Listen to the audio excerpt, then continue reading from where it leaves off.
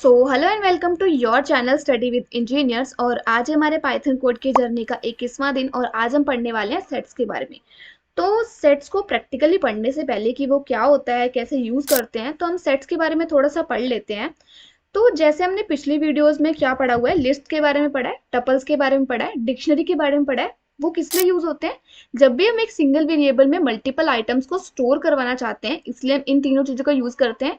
Same काम हम set के लिए भी करते हैं। जब भी हमको एक सिंगल वेरिएबल के अंदर मल्टीपल आइटम्स को स्टोर करवाना होता है, तब हम सेट का यूज करते हैं। अब सेट में ऐसे क्या खास बात है जो हम सेट का यूज करें?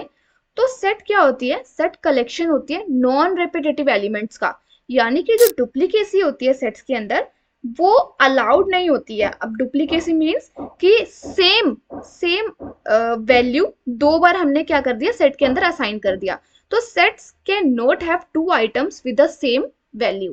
ठीक है, तो ये चीज होती है डुप्लीकेसी। तो सेट्स के अंदर ये चीज अलाउड नहीं होती है। अब कुछ प्रॉपर्टीज की बात कर लेते हैं सेट्स की, कि सेट्स अनऑर्डर्ड होते हैं। वो हम धीरे धीरे क्या करेंगे, जब हम प्रैक्टिकली सॉल्व करेंगे चीजों को, तब हमको वो चीज पता लग जाएगी वो कैसे अनऑर्डर्ड होते हैं, कैसे अनइंडेक्स्ड होते हैं और कैसे अनचेंजेबल होते हैं।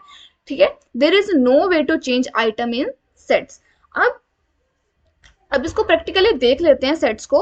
तो यहाँ पे हमने पाइथन की एक फाइल बनाई हुई है sets.py करके।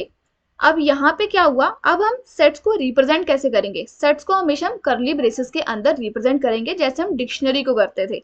अगर मैं बना के देखूं यहाँ पे एक एम्प्टी सेट, अगर मैंने मान लो बना लिया, ठीक है। अगर मैं इसका टाइप प्रिंट करूं, इसका टाइप प्रिंट करने पर मेरे पास क्या प्रिंट होगा? क्या लगता है आप लोगों को, क्या प्रिंट होगा? मैं सेव किया, रन किया, तो मेरे पास क्या प्रिंट हुआ? डिक्ट प्रिंट हुआ। अरे ये कैसे हो गया?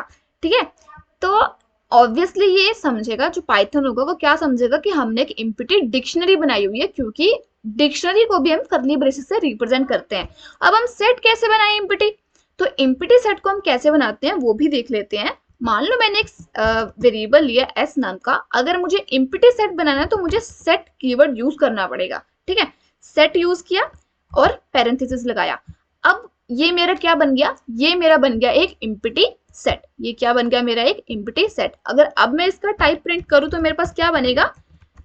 प्रिंट किया मैंने टाइप ऑफ s, सेव किया, रन किया, तो मेरे पास क्या प्रिंट होके आ जाएगा? मेरे पास प्रिंट होके आ जाएगा सेट। ठीक है, तो इस तरीके से हम क्रिएट करते हैं कि एम्प्टी सेट को। अब अगर मुझे इसमें एक एलिमेंट को ऐड करना, तो हम सिंपल ऐड फंक्शन का यूज कर सकते हैं, लेकिन फंक्शंस की बात हम बाद में करेंगे। यहाँ पे हम देख लेते हैं कि सेट कैसे रिपीटेटिव एलिमेंट्स को कंटेन नहीं करता, ये वो लान फलान ढिमकान।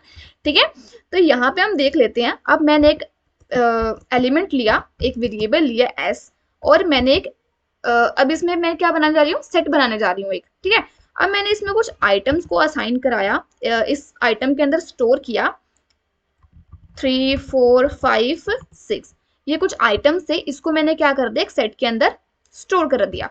अगर मैं प्रिंट करूं अपने सेट को, तो मेरे पास क्या प्रिंट हो जाएगा? इसमें कोई भी रिपीटेशन नहीं एलिमेंट्स की, तो एज इट इज मेरा सेट क्या हो जाएगा?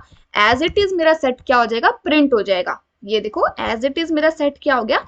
प्रिंट हो गया। बट अगर इसमें क्या होती है? रिपीटेशन होती है एलिमेंट्स की। तो अगर इसमें मैं रिपीटेशन कर दूं एलिमेंट्स की, तो 1 1 1 1 3 3 3 4 5 6 7। अगर अब मैं क्या करूं? अगर अब मैं इसको प्रिंट करूं तो मेरे पास क्या प्रिंट होके आएगा? अब मैं अगर प्रिंट करूं तो मेरे पास क्या प्रिंट होके आएगा वो भी देख लो। मेरे पास प्रिंट होके आएगा 1 3 4 5 6। अरे बाकी एलिमेंट्स कहाँ गए? तो बाकी एलिमेंट्स कहाँ गए, है ना? तो बाकी एलिमेंट्स कहाँ गए? तो मैंने पहले ही बोला था कि सेट क्या होता है? नॉन रेपिटेटिव एलिमेंट्स का कलेक्शन होता है। जो रिपीटेशन होगी उसको हमने एक ही बार लिखा है यहाँ पे। तो ये क्या हो गया? सेट। सेट्स हमने मैथ्स में भी पढ़ा हुआ है, सेम कॉन्सेप्ट है यहाँ पे, यूनियन इंटरसेक्शन सेम कॉन्सेप्ट है। ठीक है, तो ये क्रिएट कर लिया हमने, क्या? सेट क्रिएट कर लिया। एक एम्प्टी सेट कैसे बनता है और कैसे सेट रिपीटेटिव एलिमेंट्स अलाउड नहीं होते हैं, तो इस तरीके से हो गया।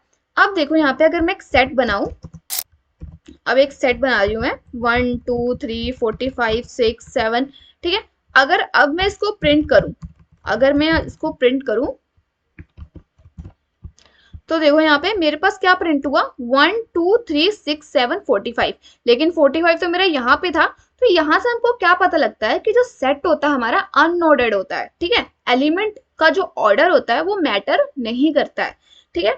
तो ये कुछ हमने देखा सेट्स के बारे में। तो आगे आने वाली वीडियो में हम सेट्स के फंक्शन के बारे में डिस्कस करेंगे।